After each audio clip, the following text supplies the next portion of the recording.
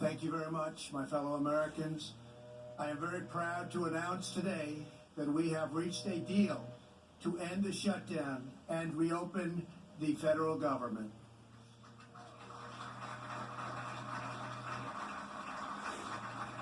As everyone knows, I have a very powerful alternative, but I didn't want to use it at this time.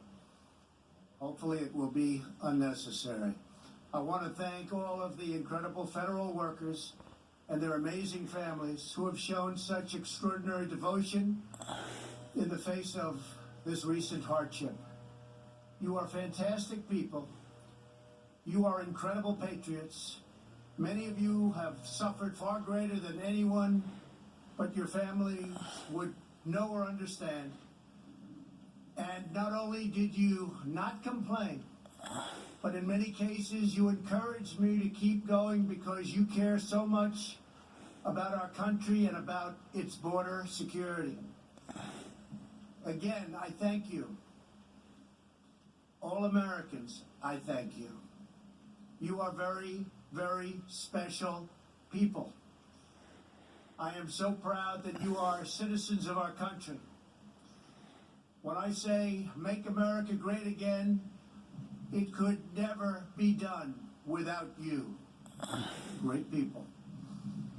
In a short while, I will sign a bill to open our government for 3 weeks until February 15th. I will make sure that all employees receive their back pay very quickly or as soon as possible. It'll happen fast.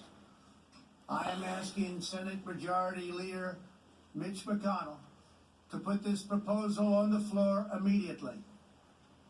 After 36 days of spirited debate and dialogue, I have seen and heard from enough Democrats and Republicans that they are willing to put partisanship aside, I think, and put the security of the American people first.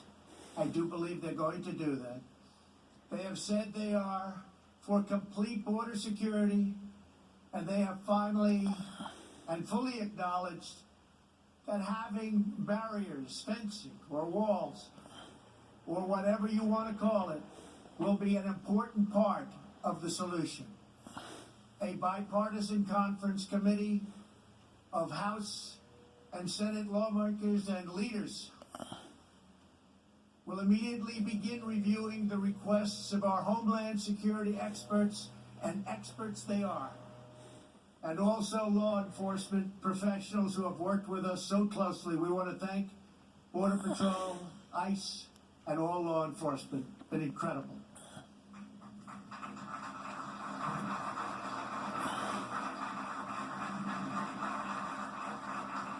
Based on operational guidance from the experts in the field, they will put together a Homeland Security package for me to shortly sign into law.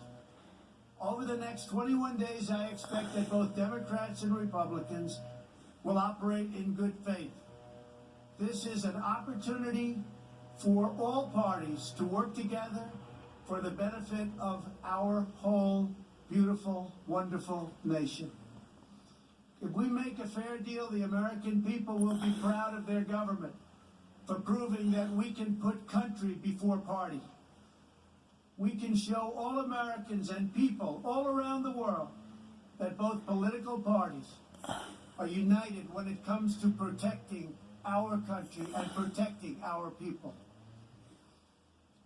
Many disagree, but I really feel that working with Democrats and Republicans, we can make a truly great and secure deal happen for everyone.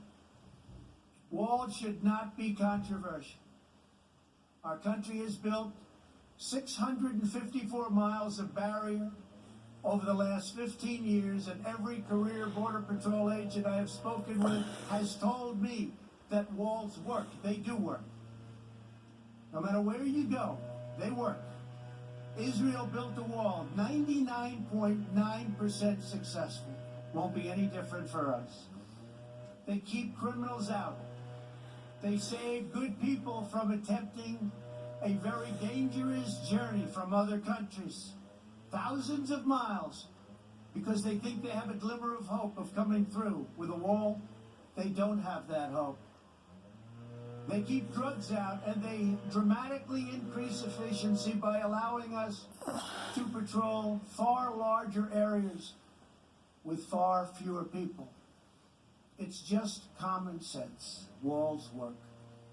That's why most of the Democrats in Congress have voted in the past for bills that include walls and physical barriers and very powerful fences. The walls we are building are not medieval walls. They are smart walls designed to meet the needs of frontline border agents and are operationally effective. These barriers are made of steel, have see-through visibility, which is very important, and are equipped with sensors, monitors, and cutting-edge technology, including state-of-the-art drones. We do not need 2,000 miles of concrete wall from sea to shiny sea. We never did. We never proposed that. We never wanted that, because we have barriers at the border where natural structures are as good as anything that we can build. They're already there. They've been there for millions of years. Our proposed structures will be in predetermined high-risk locations that have been specifically identified by the Border Patrol to stop illicit flows of people and drugs. No border security plan can ever work without a physical barrier. Just doesn't happen. At the same time, we need to increase drug detection technology and manpower to modernize our ports of entry, which are obsolete. The equipment's obsolete. They're old. They're tired. This is something we have all come to agree on, and will allow for quicker and safer commerce. These critical investments will improve and facilitate legal trade and travel through our lawful ports of entry. Our plan also includes desperately needed humanitarian assistance for those being exploited and abused by coyotes, smugglers, and the dangerous journey north. The requests we have put before Congress are vital to ending the humanitarian and security crisis on our southern border. Absolutely vital. Will not work without it. This crisis threatens the safety of our country and thousands of American lives. Criminal cartels, narco-terrorists, transnational gangs like MS-13, and human traffickers are brazenly violating U.S. laws and terrorizing innocent communities. Human traffickers. The victims are women and children. Maybe to a lesser extent, believe it or not, children. Women are tied up, they're bound, duct tape put around their faces, around their mouths. In many cases, they can't even breathe. They're put in the backs of cars or vans or trucks. They don't go through your port of entry. They make a right turn going very quickly. They go into the desert areas or whatever areas you can look at. And as soon as there's no protection, they make a left or a right into the United States of America. There's nobody to catch them. There's nobody to find them. They can't come through the port, because if they come through the port, people will see 4 women sitting in a van with tape around their face and around their mouth. Can't have that. And that problem, because of the internet, is the biggest problem. It's never been like this before that you can imagine. It's at the worst level, human trafficking, in the history of the world. This is not a United States problem. This is a world problem. But they come through areas where they have no protection, where they have no steel barriers where they have no walls. And we can stop almost 100% of that. The profits reaped by these murderous organizations are used to fund their malign and destabilizing conduct throughout this hemisphere.